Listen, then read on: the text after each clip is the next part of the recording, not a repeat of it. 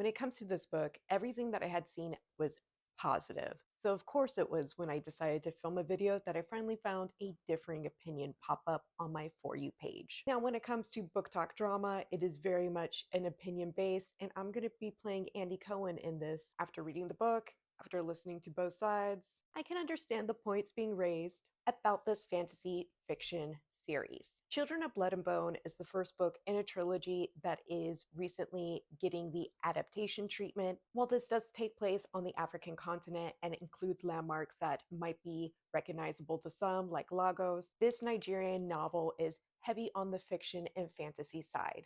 Technology wise, this is a kingdom that has not quite discovered guns or cell phones, so we're still looking at hand to hand combat with swords and magic. Overall, the premise of the book is that in this fictional kingdom, there used to be magic within a certain group of the people, but the king was very threatened by that and found a way to destroy it within the last 15 to 20 years. The people who were able to call on these abilities no longer have them, and they are not respected or treated well in their society. As a YA novel, this is action packed and introduces a lot of characters in this universe, but it makes it a little bit easier because each chapter is told from that character's perspective and it labels it with their name. We have two different families brought together by a reemergence of magic who are being hunted down by the king. As a YA novel, clearly it's talking about being disenfranchised within this society, found friendships, and not really judging people based off their bloodlines.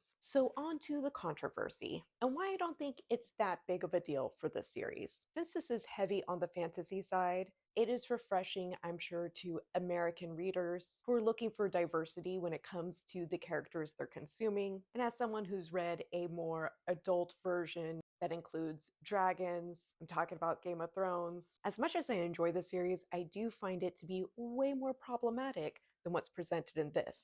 This is refreshing because it is not based off of a European ideal. But when coming across some videos from those who live in the country of Nigeria, how it cherry picks from their culture does come off to some other people as inauthentic and maybe a little bit laughable. And as experts of their culture, they definitely have all rights to call those points out. And I understand that this may not be the book for them. But for everyone else who's willing to give it a little bit of grace, and maybe keep that into consideration. Overall, this has been an enjoyable book, and I cannot wait to tackle books 2 and 3 in the series. Have you read Children of Blood and Bone? And are you yay or nay for the story that's being told?